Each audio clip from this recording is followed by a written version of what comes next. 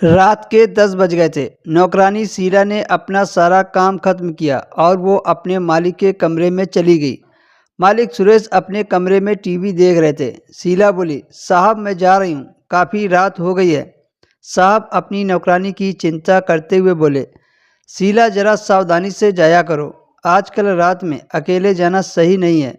शीला सुरेश की तरफ देखते हुए बोली, साहब मुझे डर नहीं लगता है। इतना कहकर वो कमरे से बाहर चली गई। कुछ देर के बाद सुरेश उठा और दरवाज़ा बंद करके बिस्तर पर लेट गया। सुरेश की उम्र लगभग 50 साल की होगी। उनके परिवार में एक बेटा और एक बेटी थी। दोनों की शादी कर दी थी। उनका बेटा मुंबई में अपनी पत्नी के साथ रहता था। सुरेश को कुछ भी कमी नहीं थी, क्योंकि उन्होंने अपने जीवन में काफ़ी पैसा कमाया था और एक बड़े से मकान में रह रहे थे। 3 साल पहले उनकी पत्नी की मृत्यु हो गई थी। उसके बाद सुरेश बिल्कुल अकेला हो गया था। उनका बेटा तो अपनी पत्नी के साथ रहता था।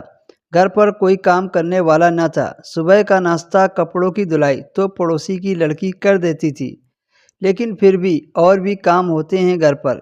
एक दिन सुरेश ने पड़ोसी से कहा, तुम एक ऐसी काम वाली ढूंढ कर दो जो सुबह 8 बजे से रात के 8 बजे तक काम करे, सुबह नाश्ते से लेकर घर का सारा काम करे।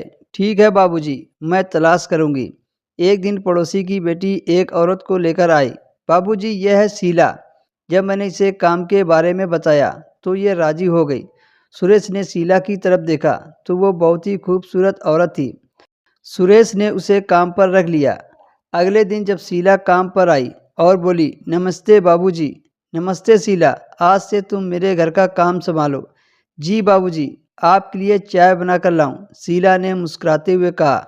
शीला ने अपने साहब के लिए चाय बनाकर दी और उस दिन से शीला नाश्ते से लेकर रात के खाने तक का काम बहुत अच्छे से करती थी।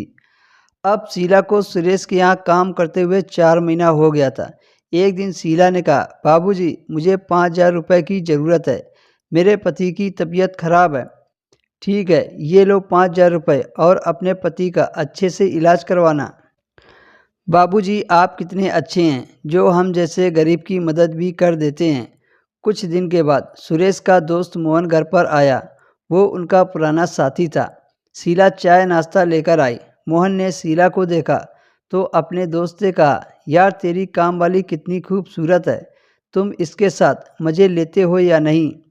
नहीं, मैं इस तरह का नहीं हूँ। सुरेश ने हाव भाव मन से कहा, यार तेरी जगह मैं होता तो इससे खूब मज़े लेता। कुछ देर के बाद मोहन वहाँ से चला गया। रात का खाना खाने के बाद सुरेश सोफे पर बैठा था। उसके दिमाग में मोहन की बातें घूमने लगी। तभी शीला भी कमरे में आ गई और बोली, बाबूजी लगता है आपकी तबीयत खराब है। हाँ, मेरे सिर में हल्का सा दर्द है। लाइए मैं आपका सिर दबा देती हूँ। सुरेश बिस्तर पर लेट गया। शीला सिर दबाते हुए बोली, बाबूजी ये सिर दर्द ज़्यादा सोचने से होता है। कुछ देर सिर दबाने के बाद सुरेश ने शीला का हाथ पकड़ लिया और उसको भी बिस्तर पर लिटा दिया। करीब 2 घंटे के बाद शीला ने कहा, ठीक है बाबूजी, अब मैं चलती हूँ।